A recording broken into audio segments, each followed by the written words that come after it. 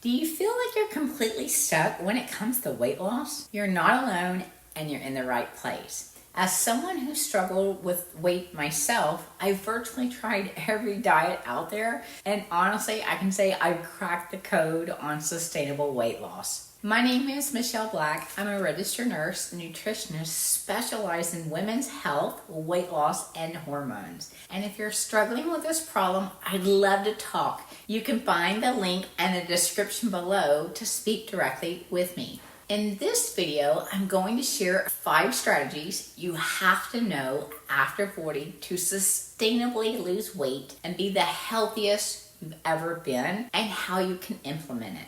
Here's what we're going to cover today. Number 1, the fundamentals of why we actually need carbohydrates to sustain weight loss. Number 2, what happens when we eliminate or restrict carbohydrates from our diets? And number 3, the simplicity of how to start eating carbs without gaining weight. Number 4, how to start tracking today so you can get a real look at the whole picture of what you're actually eating. And number 5, the number 1 key to long-term success with eating carbs while sustainably losing weight.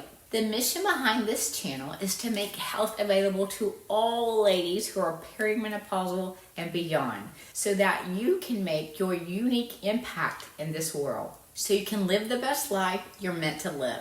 Okay, let's dive right in. Number 1, the fundamentals of why we actually need carbohydrates to sustain weight loss. Carbohydrates are actually one of the 3 main macronutrients in nutrition that are required in large amounts for the body to function at its best. Now, what we want to understand is that there are different types of carbohydrates, and each type of carbohydrate has a different effect on blood sugar and insulin.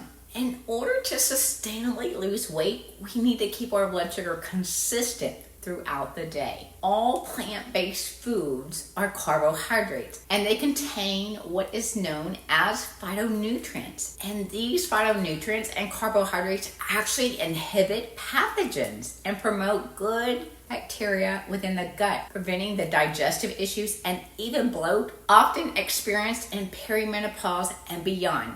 If you would love to eat carbs, type down in the comments carbs. Fiber is also a carbohydrate and actually keeps the gut healthy and slows the blood sugar response to foods when we eat them. Carbohydrates also help with protein absorption, as well as provide our bodies nutrients to help our bodies produce estrogen, progesterone, and even serotonin to help us feel emotionally good. After the age of 40, the ovaries quit producing testosterone, estrogen, and progesterone. And this is why we need carbohydrates more now than ever, for our bodies to be able to produce those hormones now. See, our bodies can still produce those hormones through our skin and other organs if we are consuming the right foods for it to do so. Number 2, what happens when we eliminate or restrict carbs from our diet? Yes, initially we'll lose what appears to be weight,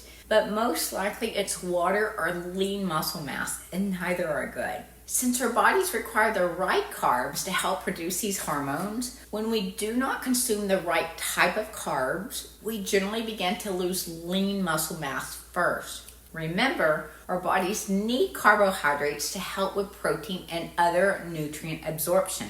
Low-carb diets after 40 actually have been shown to increase risk for breast cancer, worsen PCOS, and even strain the thyroid gland. Low-carb diets have been shown to worsen menopausal symptoms such as hot flashes, sleeping problems, sugar cravings, and even brain fog. I've seen many clients on low-carb diets that were diagnosed with hypothyroidism and even had to start medication. And in working with me to slowly add the right carbs back at the right time, they've been able to decrease their medication dosage or even get off their medication. Yes, you heard that right. Low-carb diets can actually cause hypothyroidism due to the added strain on the thyroid gland. And number 3, the simplicity of how to start eating carbs without gaining weight. Now, we want to understand that we are not talking about processed junk foods like white breads, white pasta, and chips.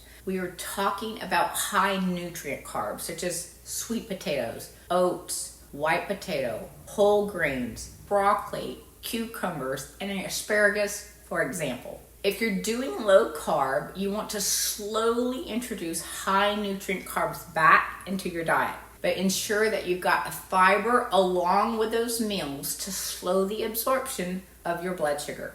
You see, if we consume any carbohydrate by itself, yes, it will create a blood sugar spike, which is what causes weight gain. It's not the carbohydrates that make us gain weight, but rather how we eat them and when we eat them. And number 4, how to start tracking today so you can get a real look at the picture of what you're actually eating, to really get a true picture of the portions that you're consuming. I would encourage you to start tracking at least for 30 days. Remember, it's more about how and when we are consuming carbohydrates. And if we are tracking, we can literally see in real time how much we are actually consuming. Studies say we underestimate our portions as much as 50%. That adds up if that's day after day. If you want a suggestion for a food tracking app, I've got a link down in the description below. And number 5. The number one key to long-term success while eating carbs sustainably to losing weight is that you want to eat all carbohydrates with a protein and a fat source. This is where the skill of tracking macronutrients will help you. As you gain experience in tracking, you will be able to see how much of each you need in order to balance the carbohydrate when you eat them. If this is something you're struggling with, I'd love to talk. You can find the link down in the description to speak directly with me. And be sure to watch the next video.